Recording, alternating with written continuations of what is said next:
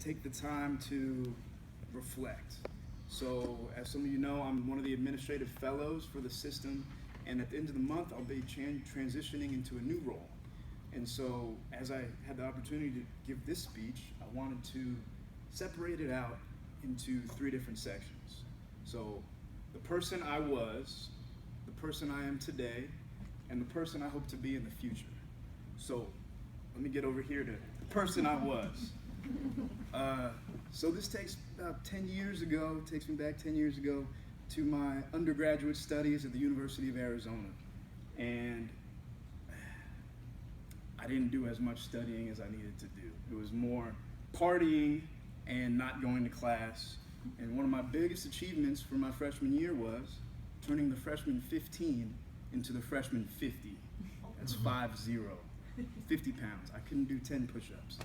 So I say all that to say, the person I was somebody very susceptible to fear and not being accepted by my colleagues, my friends, wanting to fit in. I think we've all felt that way before.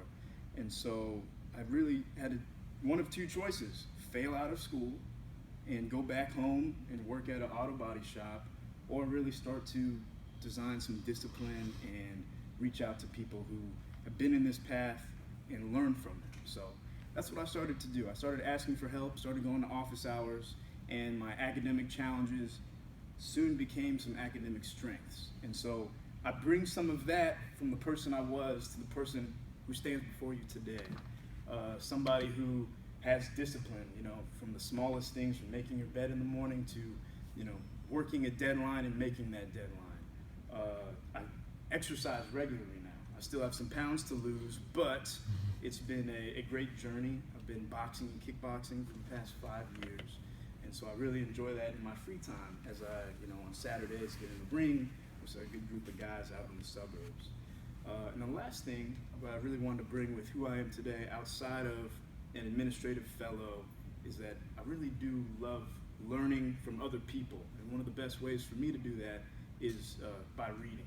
And so not just professional books, but also one of my favorite works of fiction. It's called The Alchemist by Paulo Coelho.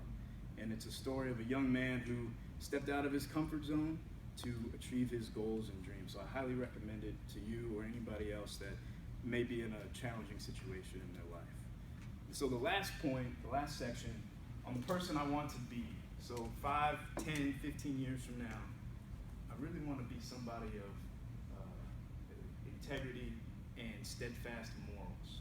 In fact, reinforce those morals as I continue to grow in my professional development. So what are those priorities for me today and in the future?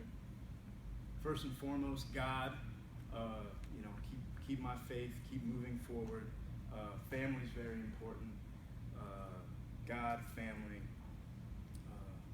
my health.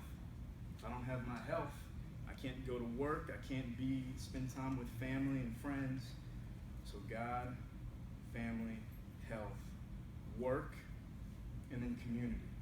And so those are the things that I'll really be focusing on in the next 10, 15, 20 years. Again, it could change tomorrow, but life happens really fast. So I want to keep those as my principles as I move into the future. And I wanted to leave you all with one of my favorite quotes from the most influential speaker in my life. His name is Zig Ziglar. And it really helps me keep things in perspective. So Zig Ziglar had said, money can buy you a house, but it can't buy you a home. Money can buy you a bed, but it can't buy you a good night's sleep. And money can buy you a companion, but it can't buy you a friend. And so as those words ring in my mind, I want to leave them with you and know that I'll be continuing to reflect on that as I move into the person I want to be. So thank you guys for your time this morning.